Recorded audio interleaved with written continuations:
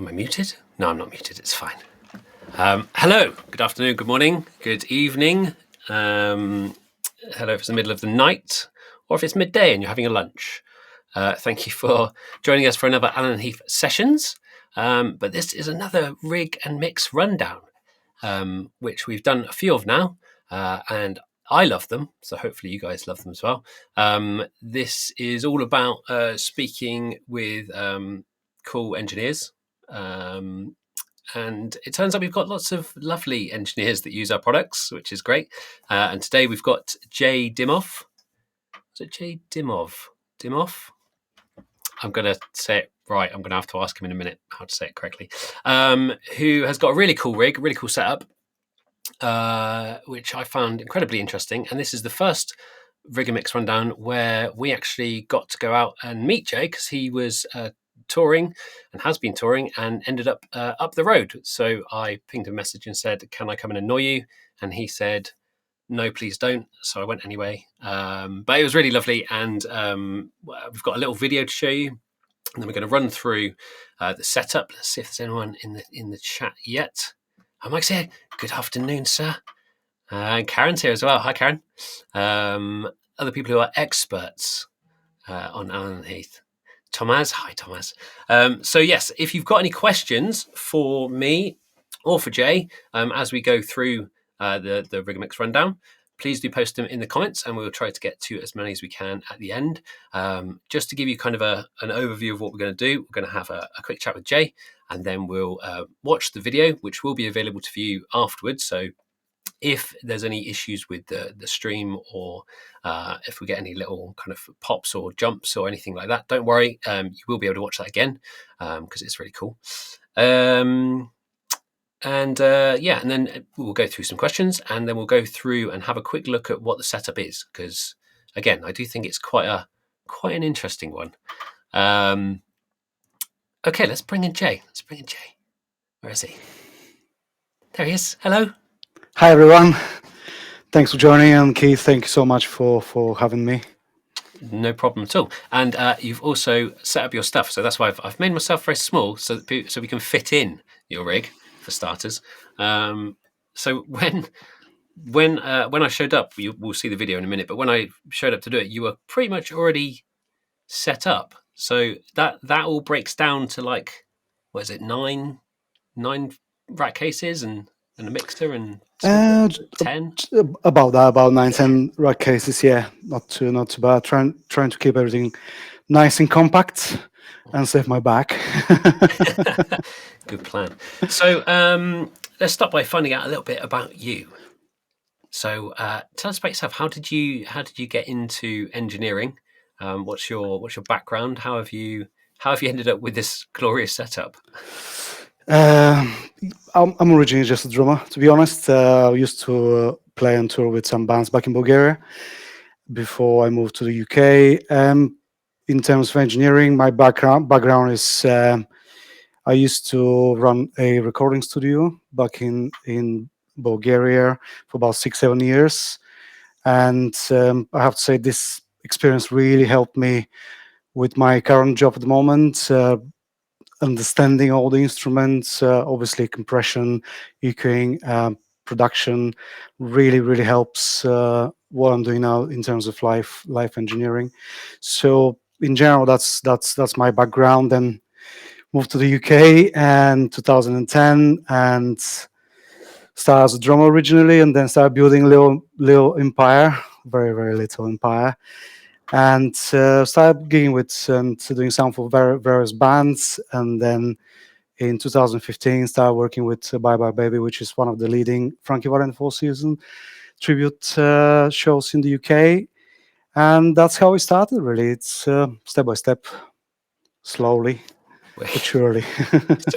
So what made you make the jump from like drumming or playing?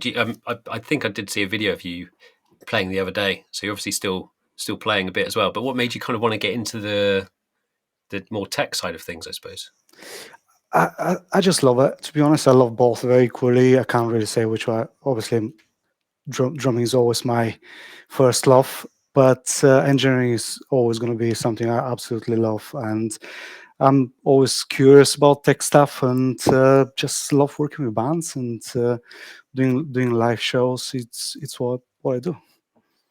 I was saying to somebody the other day actually with regards to drumming, like it's a kind of a dark art for me. I don't fully understand it. Like when you watch a band. So when you're really say you're really young, you see a band and you're like, oh, look at the singer. Then you're like, oh, look at the guitarist. They're doing their thing, and then it's like, oh, the bass is great, and the drums, it's a person hitting something, and then like the more you get into music and sound and stuff, you start realizing it's like a really very very in depth thing with drums, isn't it? Because it's Yeah. like in terms of skins and cymbals and all this. And I suppose does any of that come across to what you're doing now? Because you seem quite particular in a good way. Uh, in a bad way as well, I would say. It's a whole different universe, drums and drumming. And I think to be a good engineer, you really need to understand, especially drums, is so much going on there.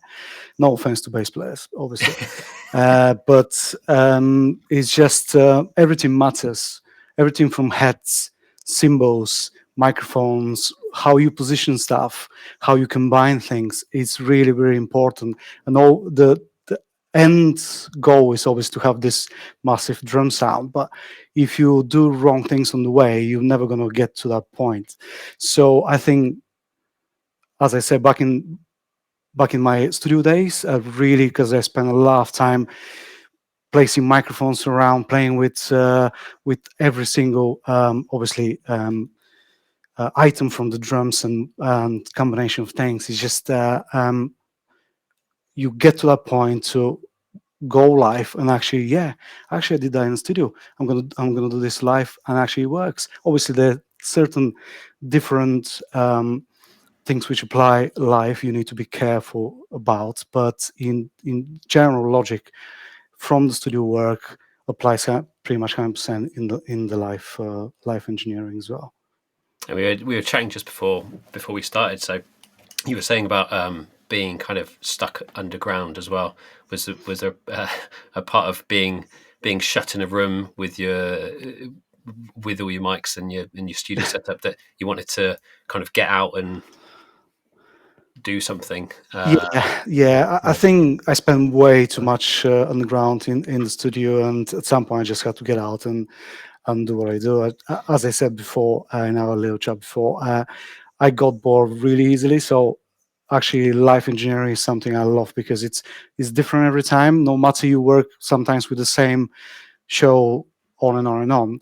It's a different venue, it's a different situations, it's different circumstances, it's different challenges you have to obviously go through every time. So it is scary sometimes a little bit, but actually this really keeps me interested and this keeps me going forward, and that's kind of my drive. I don't know, I don't want to know what's going to happen next. I just want to see that happening and just going to deal with it. Nice. Yeah, that's fun. It is fun. Yeah, I do. Yeah, we were saying before as well. Like, there's bits of both that are really nice as well. Sometimes it's nice to be in a controlled environment and just be experimenting with sound. But yeah, keeping you on your toes is always fun.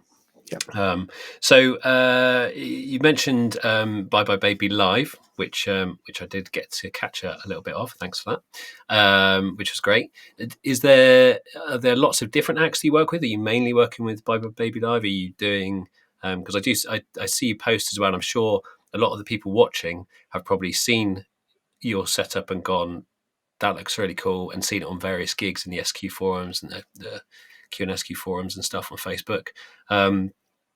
But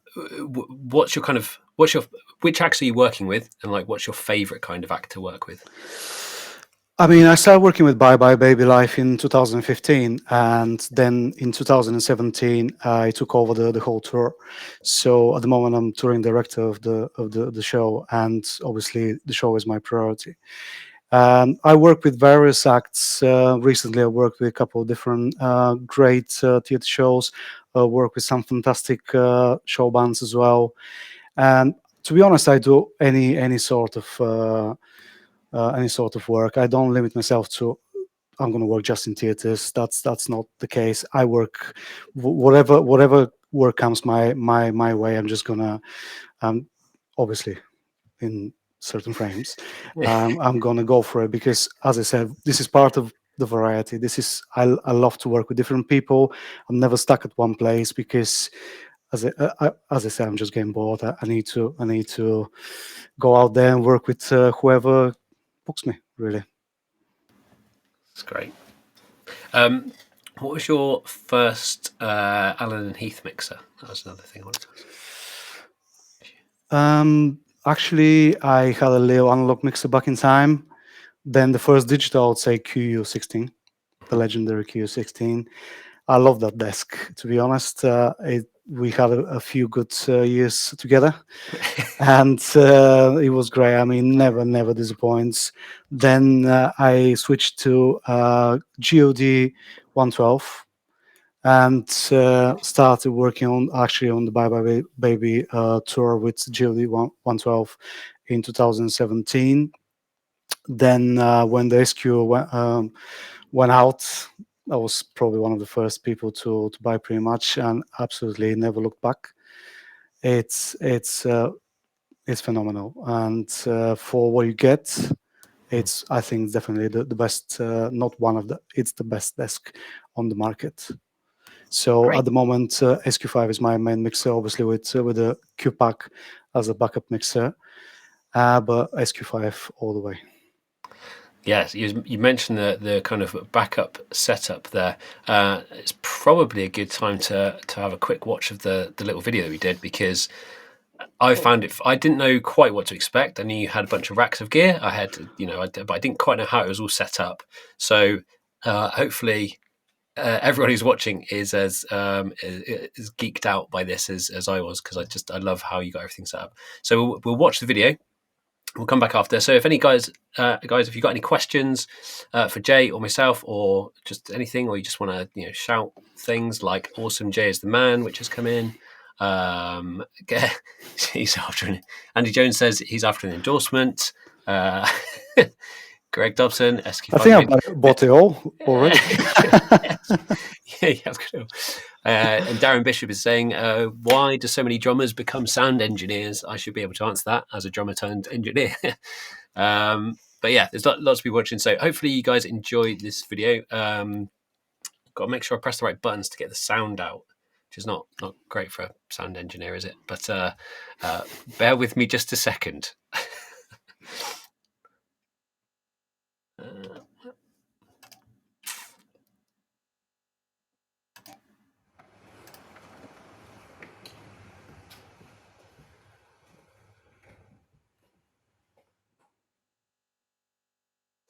Right. First of all, hi. My name is Jay Dimov from JD Pro Sound. Currently on tour with Bye Bye Baby Life, one of the leading Frankie Valli Four Seasons tribute touring shows in the UK.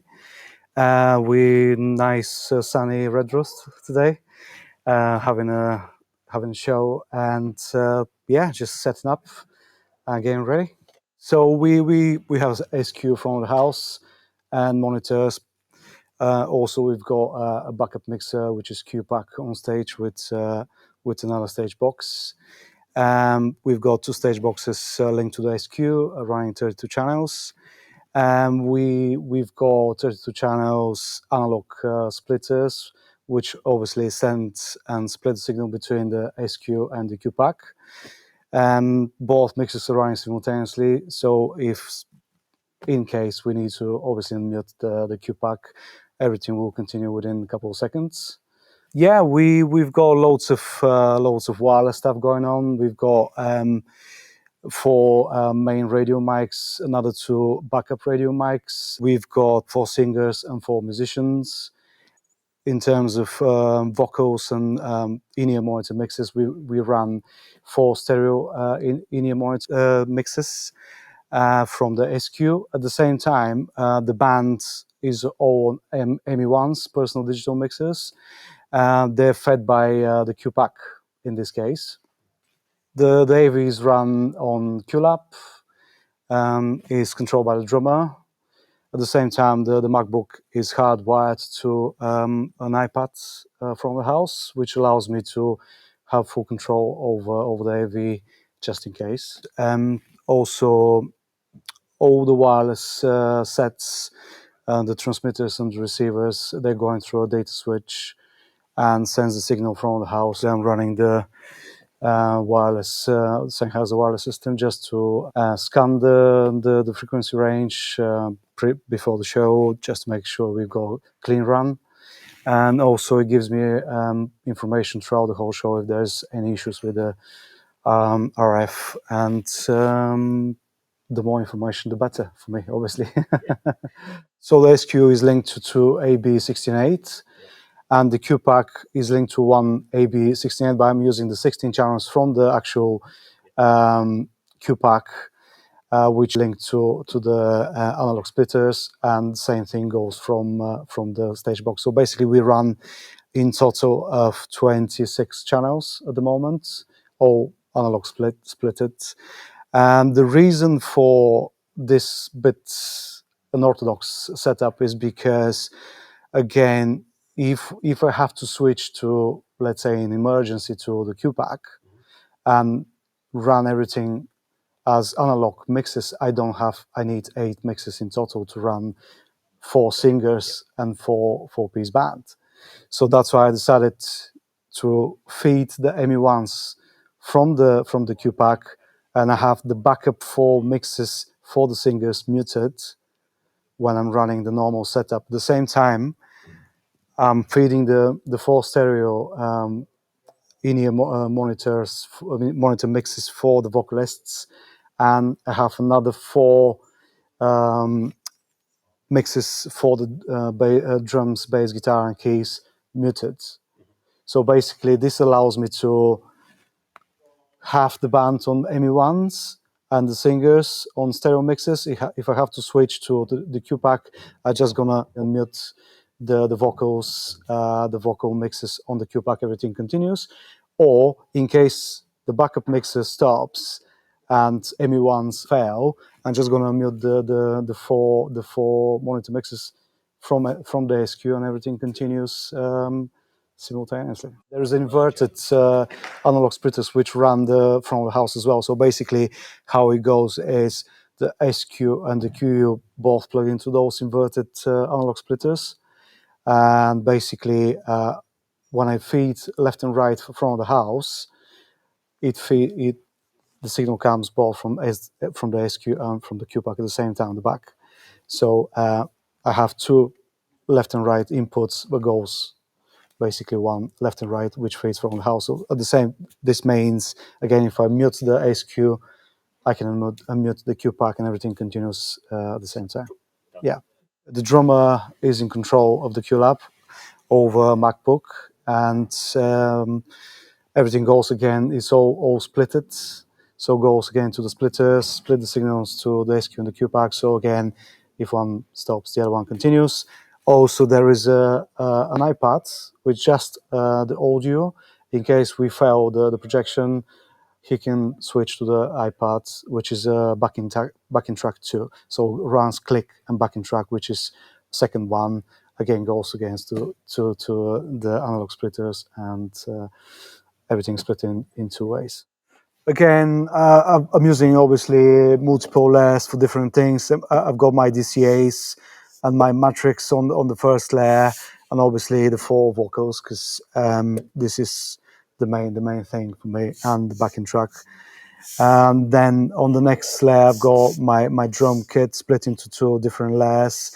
I've got bass, guitar, keys, again backing track, and again the 4 vocals and the 2 backup microphones, the 2 radio mics, and then I've got the rest of the drums like overheads. I've got ambient mics on both sides of the stage, which is mainly for the singer, because everyone is on IM, so you want to get this the feel back from the crowd. So usually they love that, and sometimes obviously musicians can add some of those into their mixes. So the whole band is using ME1s, so it's all patched. So they have an access to that. So they do whatever they want to do, basically, whatever they're happy with. They just mix it the way they want. I've got my talkback mic, which is again it's a radio mic, which is on stage. The receiver is on stage, and again splits the signal between the SQ and the Q pack. So basically, if this stops for some reason, I need to continue talking to them, tell them what to do. So that's why this is my setup. I'm running a talkback mic on stage, having from the house. This is the drum talkback mic, which the drummer just communicates to the band. Um, what else? I've got my FX sense returns on this layer as well, and yeah, this is pretty much all. I've got soft keys for the reverb in between songs, because the show is not just a concert, but we tell the story of Frankie Valli and the Four Seasons. So you need to have a quick access to mute the reverb. I've got soft key, basically mutes everything on everything active on the SQ, and basically I've got this little iPad here, which if I unmute the Q pack and everything continues simultaneously straight away. We usually run a quick sound check for the backup mixer, just in case, because every venue is different. But at the same time, having the band fed by the Q pack, the mix stays fairly consistent. So that allows me to do whatever I want from the house without affecting the mix at all, which is another positive of running two consoles at the same time.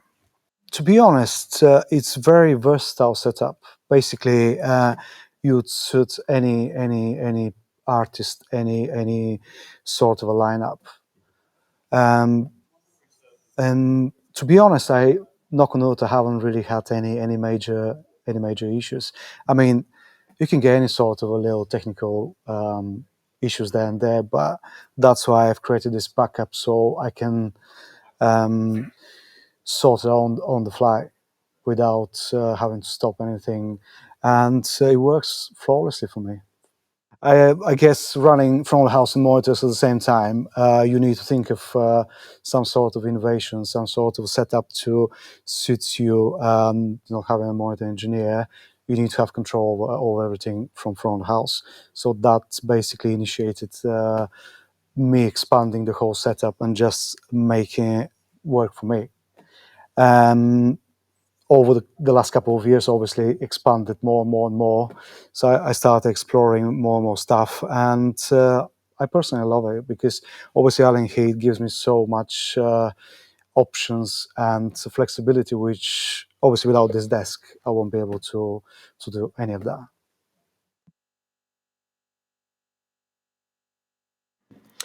Well, there we go. Let's bring Jay back in. That's such a cool setup. It's like I love it because it's really efficient, and also the utmost in reliability because you've got backups of backups of backups with some more backups in there. So it's like nothing could go. And actually, Andy Jones has just asked a question: has Jay ever had to actually switch to the backup system? The answer is no. Andy, hi Andy. I know Andy very well. Actually, never had to switch to a backup mixer, and that's good news. But I always test the backup mixer before we start the show because you never know, obviously. I need to give a shout to my dear friend and excellent engineer, James Ridley, who initially actually put the thoughts in my head. I think we had a chat back in, I don't know, 2015, 2016. We had a pint and we were just talking through setups and stuff. And he said, well, what's your backup? And I said, what do you mean? I don't have a backup. Well, he said, well, probably is a good thing to think about it. And that's how we started. He put the thoughts in my head and I said, well, he has a point. And start from little things, but then had to come up with obviously the analog splitters. I'm sure, and I know as a fact that there are way more sophisticated ways of doing it, but I like the analog feel of the whole thing, and it's 100% reliable. And you have to be really unlucky to get all this ball set up stop at the same time. I don't think that's going to happen, knock on wood. But yeah, that's how it Yeah. started. Well, like you say, you could have different.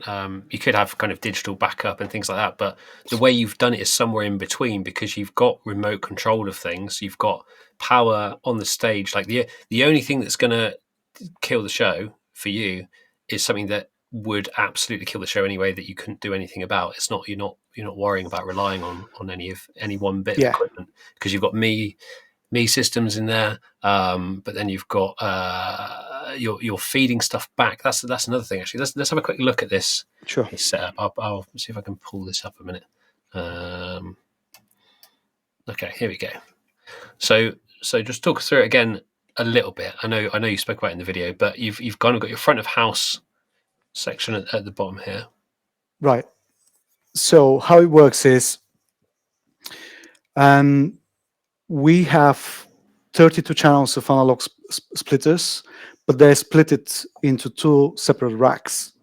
So we have 1 to 16 into the rack with the Q pack, and we have 1 to 17 to 32 into a rack with the stage box, which is linked to the Q pack. So basically,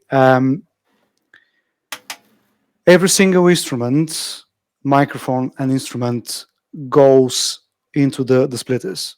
So obviously we have 1 to 8 drums, 9 bass, 10 guitar, 11 to 12 keys, 13 to 16 is vocals, and then we have a backing track and click.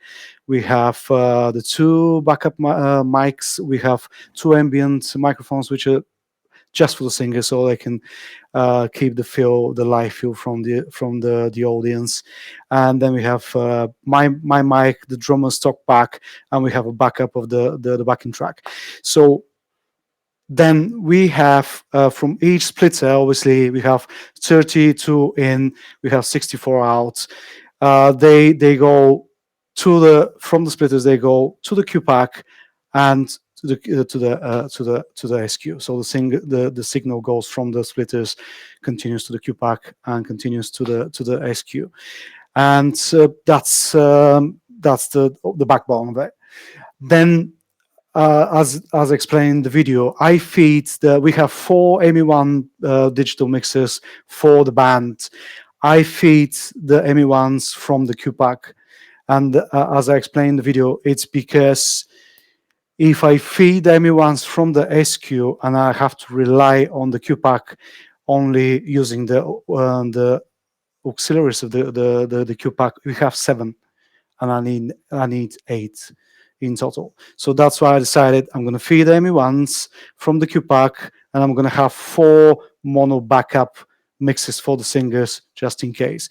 And then back to the SQ, I feed the singers from the SQ with 4 stereo mixes, but then I have 1 to 4 mono mixes which are muted on the SQ.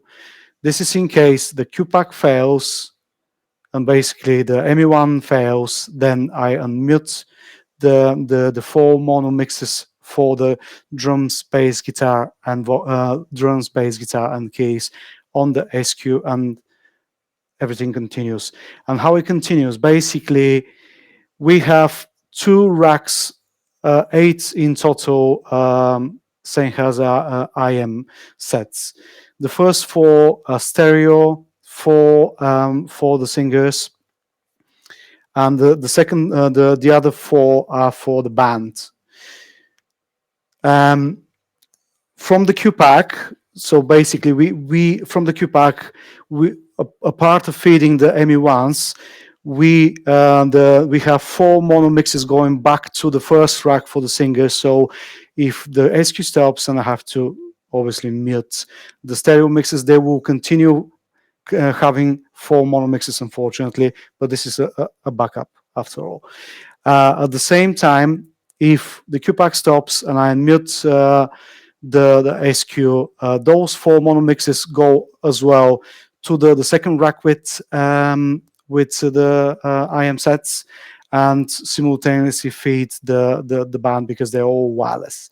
So everything continues. I can demonstrate later on how it works if that makes it easier to understand.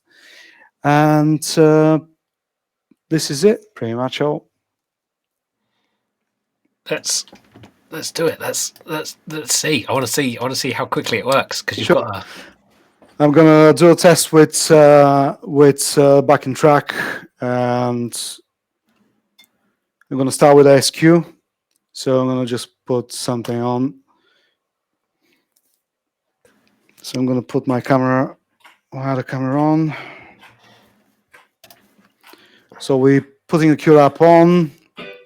It feeds the backing track, and let's say I need to stop the SQ. I mute everything, and then we're coming to this little iPad, which is linked to the QPAC. Just unmute, and everything continues. We basically have a mirror of the whole setup on the QPAC as well, and that this is how it works. It's the same for microphones. Is the same for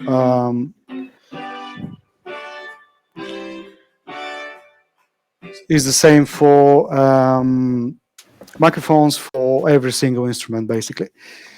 That's wicked. That's wicked. So I think Bobby Rains has got it exactly right here. It says Joe's prepared for everything short of a nuclear explosion. Love it. And I've also realised you've basically spent a lot of time thinking about it beforehand. But when you just showed it there, I was like, oh, yeah, it's literally that simple. So you thought about it so much beforehand that you don't have to think about it during the middle of a gig. Yeah, it took me a while to basically create the idea in my head, and then I had to sit down, literally draw it all with pen and paper until I got it right. Because it seems simple, but in a way, it's quite complicated as well, in terms to make sure you do the right wiring and send the signal the right directions. It's quite, but after all, I keep it simple, and that's why I'm using analog splitters. I don't want to rely on a single Cat5 or Cat6 cable. Love to the analog. Love goes to analog. So we've got a question here from Thomas, who says, I'm more interested about reverse splitter. Did you change a normal splitter? No, it's exact same splitters I use for. I'm going to show you. Mm-hmm. So that's at the bottom. It's exactly 8 in, 16 out. But this model, it's a Berger MS 8000. This model you can reverse, and basically you can send the signal. You send the signal from the QPAC and the SQ to the back of it, and you actually have 16 out. So basically, for example, this is left, and you have a direct out, and you have a link out, and this is the right. It's the same thing. You have a right out and link out. So basically, for each output, you have two options. So you can feed from the house. You can feed whatever you need to do. I'm using only the half of it, but at the moment, but you can plug another sources for the next 4 channels and actually take 8 out. So in total, you can have left and right, and you can have another left and right, and but you have duplicates because they're linked at the back. So you're plugging 4, but you're taking out 2. And you've got the same feeding the IEM systems there. So and then yeah, so they all great. And then Yeah, And you're feeding all the IM systems like you're saying, so you can switch the from the Mi's. So you've got the Mi's on stage that are feeding back to the reverse splitters, as well as the mixes from the SQ, so that if the band need to switch back from using the Q pack, you can just unmute them and they suddenly get the mix from um, SQ. Is that right?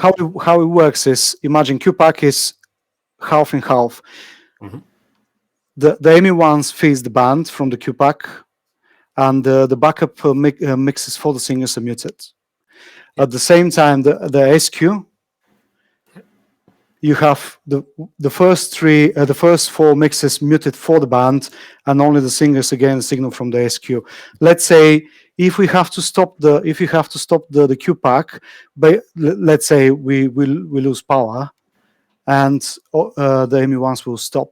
So what happened next? I have these four mono mixes on the SQ, which I'm gonna mute these four, and they're fed to the wireless sets. So this is imagine drums, bass, guitar, and keys. They have four dual mono feeds. One comes from the SQ, the other one drum SQ, drums Q pack, bass SQ, bass Q pack, and so on and so on. So they have their packs on mono, but this is the transmitters are set on stereo. So if they receive signal from the from the Q pack is mono, from the SQ is mono. So that's how it works, because because the bass and guitar, they're fully wireless, and using the ME1s, you have to take the feed out from the ME1s and feed it into the IMs.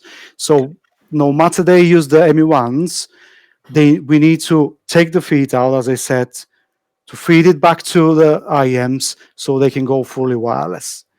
And that's why I'm using in mono in terms of belt packs, Yeah. but the actual receiver transmitters are on stereo. So they have Yeah. left the feed from the ME1s, right the feed from the SQ. I know it Oh sounds yeah. Yeah. complicated, I know. but it's Get it now. that's the logic. And And talking about the singers, as I said, all the connections are at the back, because I'm using basically two other splitters. So this is stereo feed. Let's say singer one, vocalist one. This is left and right from the SQ. This is backup from the Q pack mono. Unfortunately. it's all right. It's all right. Let's deal with it in the case. I mean, they've actually got three signals, so that's more than stereo or mono. It's a They're splitter. just not using them all at the same time. Yes, So yeah. You're using left and right for the main setup, and you're using just the left, because I don't have four stereo auxiliaries on the QPAC, unfortunately. so let's see if there's any other questions that are good here. There's a question about if you have lots of echo. It's an interesting one. I don't think it's got much to do with what we're talking about today, but I'm going to put it up anyway because I'm interested in your opinion on it, Jay, because you've worked in studios. Someone's saying if you've got lots of echo in the room, what's the best way of stopping it without installing any sound isolation pads on the walls? I don't think there is one. Fill it with Uh, people. Fill the room with people, and then there'll be no yeah, I don't think you will have other options. To be honest, you need to treat the room. If ideally, you need to measure. You need to measure the room in terms of frequencies. It will show you what frequencies the room is rich on, and then there's certain, every single path shape and size treats different frequencies. So if you hire a specialist, he will measure a room and he will tell you need to put, because could be in obviously in a different places. He will tell you where to put the isolation, let's say pyramids, and what size. I think this is the best way going forward, because if you don't treat the room, your signal you're recording will be always rich on those unwanted frequencies, and once you start compressing, it will get 10 times more, and once you record this way, you can't get rid of it, unfortunately. Very, very true. Wise words. Thank you. You should probably be invoicing people for your advice now. I got a comment here from Greg. Let's just pop that up on the screen. SQ5, amazing. SW10 Production says, I love him. That must be you, Jay. And Robert says, I've learned a lot from watching Jay, and then when it replaced by Q24 with SQ5, and I'm a drummer too. Yeah, I do think there's a lot of love for you, Jay, in the community and in the UK engineering kind of community as well. Well, I can only say thank you, guys. I mean, I would say if you give love, you will receive love. Probably. That's more wise words. So you're good with science and philosophy. This is brilliant. As a drummer, that's not my strongest side, surely, but trying. So let's have a look. So we did have a question here as well from Lixo Sonido y Discos. Jay, do you use DCA for drums, vocals, and guitars? So I think this is probably a good opportunity to have a quick look at your mix and your layout, because you mentioned it in the video there. But if I press the right buttons like this, there we go. We can have a quick look through on Mixpad. So the answer is definitely yes, because that's your first layer, and you've immediately got 6 DCAs. Yes. So that's your correct, bass guitar, keys, Vox. So we've kind of covered some of this. Your main thing, obviously, is your vocals and your DCAs. So you can mix pretty much everything from that top layer. So you sit on that top layer most of the time, I'm guessing. Yeah. I mean, to be honest, the top layer is usually for starting the show.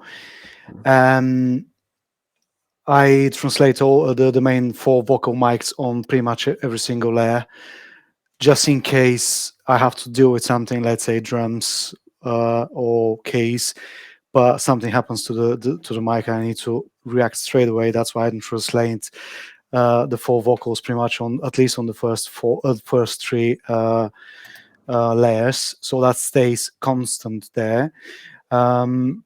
I have my front fills and subs that varies sometimes depending on the setup. Then on the second layer, we've got bass guitar keys, track, backup track, my mic, drummer's mic, 2 backup radio mics, and the 4 main ones. Then on the third layer, I've got 2 of the reverbs. First one is for the vocals. Second one is for the drums. Ambient mics, that's for the vocalists. I don't use it for the house. The whole drum kit, all the drum mics, and then again all the 4 main vocal channels. And so a quick look at these drums. As a drummer, I mean, this is interesting because you're a drummer and an engineer. So I'm just trying to steal your knowledges here. So kick. Okay, so what are you doing with? Okay, so you got the 16T. Yeah, 160 I'm using pretty much on everything. I love it. It's a fantastic compressor, just so versatile. I use it pretty much on every single channel. In terms of dynamics, kick, I gate a lot. Kick, tom, and toms. I don't tend to put gates on snare and anything else. Just toms and kick, because as a drummer, I need to hear those ghost notes. So I'm not saying it's wrong to put a gate. If it's a heavy metal, thrash metal gig, possibly I will have to gate that as well, because you get a lot of hi-hat going through the snare mic always. But if it's more of a pop rock, I don't tend to put any gates on the snare. Um, What's I mean, people get really funny about EQ curves, which I think is brilliant because it's it's whatever works with the setup. Depends on the mic, depends on the room, depends on that kind of thing. yeah, I mean, as you can see, I'm quite rich on 170, 200 hertz for the snare. This is just my style. I like big fat snare, and also that's why I'm using the a second reverb, which is the I can show on the FX3, I believe. This is the gated verb. It works fantastic for drums. You need to play with it a little bit to get. You can get this 80s 90s big snare sound, and it's this gated verb really works really well for that. I just combine both of it. I put a little bit of the main one and mix a little bit with the gated verb to a preference. Again, depends on the gig. Not using it always, but let's say for function gig probably I would use less. But for theatre shows, rock 80s 90s stuff works really well. And then you've got I did notice as well. Just while we're on effects and snare and stuff, I think there's one of these. This one. Yeah, so you've Yeah. got multi-band. You've got a few multi-bands set up, and you've got multi-band just for the snare top. Yes, I use a multi-band compressor just for the snare to pump it up a little bit more, and it works really nice. It just makes this big sounds, and the multi-band compressor gives you a lot of options to depending on the snare you have, because sometimes certain snare drums could be a challenge, and gives you more options to get to the sound you really want to achieve. I have another multi-band on. I send all the drums to a drum group as well, and it pumps a little bit more. But again, this is it doesn't apply for every single gig, but for if you want to achieve this big drum sound, rock sound, you can top up the drum mix with this drum group, and it works really well again for big sound. It's just phenomenal. um, I have a group for the vocals. I send all the vocals to another group and use another multi-band compressor there. Doesn't apply for every gig again, but it works really well for when you need a little bit more presence, a little bit more space. This is the way it works for me. I just top up with this vocal group, and it works nice. Nice. So you got all of that controlled, and you also mentioned. I mean, again, when we were chatting earlier, you were mentioning about coming from studio. You're used to using a lot of groups and used to using like different stages of compression. Um, Yeah, I mean, it's a very, I would say, personal approach. It probably doesn't apply for everyone, but back in my studio time, I used to, because for studio you would have at least probably two mics on the bass drum, at least two mics or more on the snare. So all the kick mics go to a group, all the snare mics go to a group. Then kick and snare groups go to another group, third one, and then we have groups for bass, guitar, keys, and so on. And then all those groups go obviously going to the master, and then you keep compressing and pumping the sound. But it needs to be really you need to be really careful, because it could come to a point where you need to just start from scratch. So compression is something you really need to be careful. I mean, it probably comes across with as I'm compressing too much, but the levels of compression I'm applying is quite gentle. I don't like over compressing things. Same goes to hi-hat and overheads. I barely compress, for example, hi-hats and overheads, but why would you? Um, compression ultimately going to start bringing up the background noise, which is something you don't necessarily need. So I would say be very very careful with compression, and especially when you're working with theater shows where they have loads of floor monitors. Good luck with over compressing things. Then you'll be really going to struggle getting enough levels out of those wedges, I would say. That's great. There's useful tips. It's interesting. I always find it fascinating looking through different things and thinking, okay, what's going on here? What are you doing here? What's that? What's that there?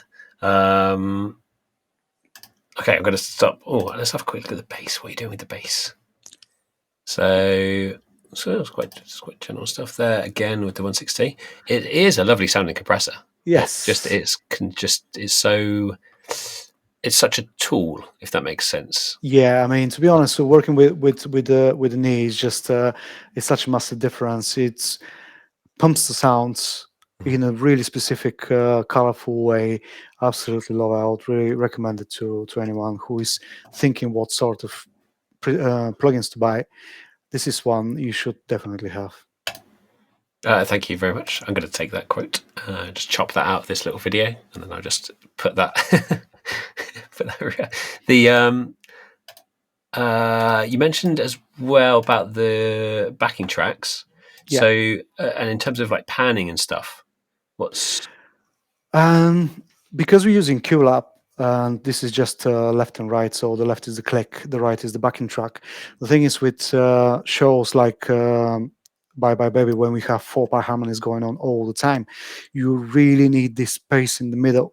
So having a mono channel backing track really doesn't work for me because it just stays on top. You really need to fight either vocals or backing track all the time, and that's why I assigned this signal to two other mono channels, and I grouped them together and pan them left and right. So that gives this extra space in the middle for the vocals and the rest, whatever sits in the middle, and gives this nice feel of stereo and fills the mix with kind of a nice ambience in general. Just it's a fake stereo, so I would recommend probably sometimes you can play with if you can delay the signal for one of it just to create this, because otherwise it might phase out. So if that's happening, you can try to delay the signal a little bit to create this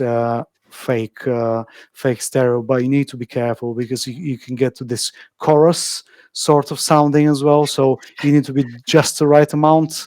so you As, can get away with it being a bit washy, can't you? Because you've got a live band playing, so you've got yeah, the backing track is just kind of being a bit washy and a bit filly. But yeah, like you say, you yeah, can it's still get that. just horns going on there, which sometimes we have like expand to 11 piece with live brass section, but when we don't have it, we use the backing tracks to add these extra sounds. Nice. Okay, we've got a couple more questions, so let's just quickly jump on that. If you guys have got any questions, we're kind of coming up to the hour now, and we've probably, I mean, I could carry on. So if you do have any questions, pop them in.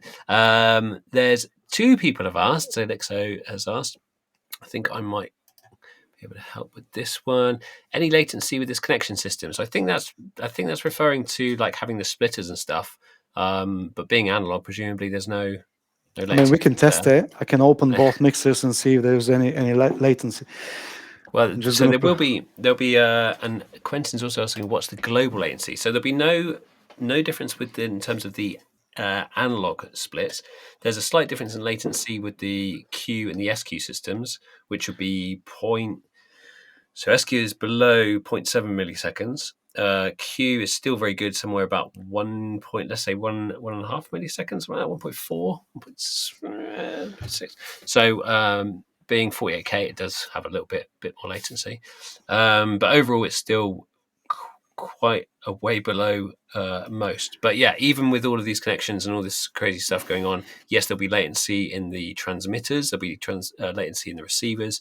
But by keeping all of these things to a minimum, presumably you don't have any problems, or the band's not saying we're out of time, or I can hear an echo, or anything strange I've like never that? had an issue, to be honest. No.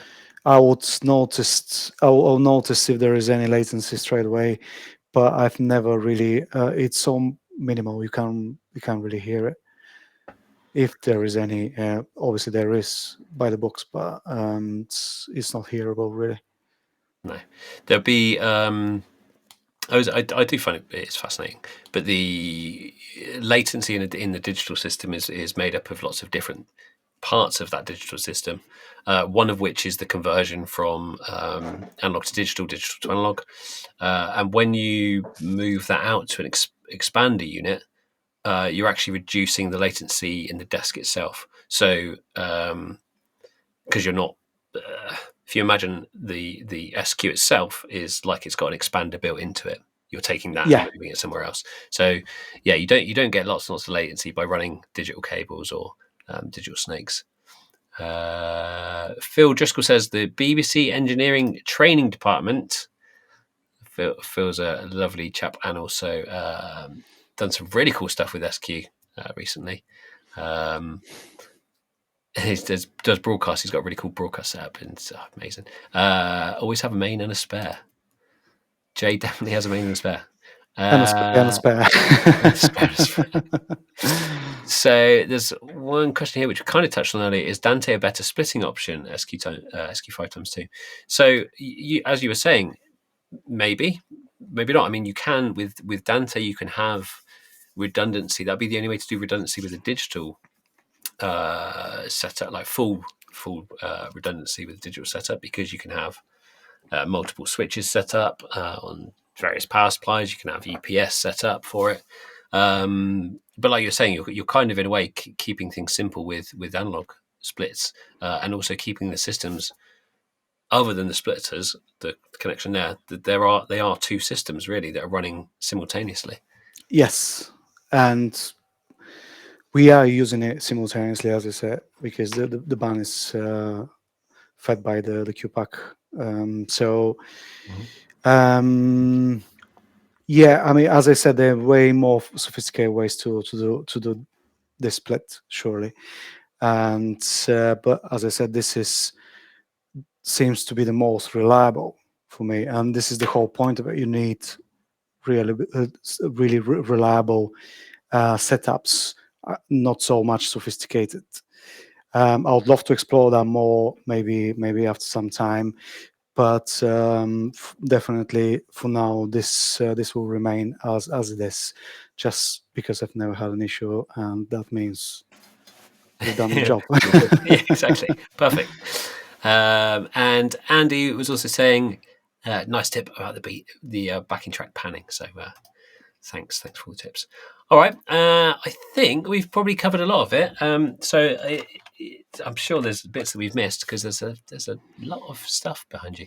But do you know one thing actually I was going to mention? I really like the fact that you've got you're so organised in terms of the batteries as well. That you've got your battery chargers in the rack ready to go, that presumably power on when you plug everything in. Yeah. So you don't even have to think about it. That's genius. But You thank don't you want to so find out. much. Thank you so much, Joe. It's been lovely. Been lovely to chat to you. It was lovely to meet you in person as well, which was nice. And it was a while, so thank you for coming back after a few months of being on the road when we couldn't do this to do it now. And if you guys do have any more questions for Jay, don't pester him. He's out touring. But no, you can post them through. I might annoy him with some, or I will try and help because we have discussed the setup a little bit today. So I will be back again at some point with another rig rundown. But thanks all for joining us as well, and we will see you next time. Thank you, Keith. Thank you, Jay. All right, take care. And you. Thank you.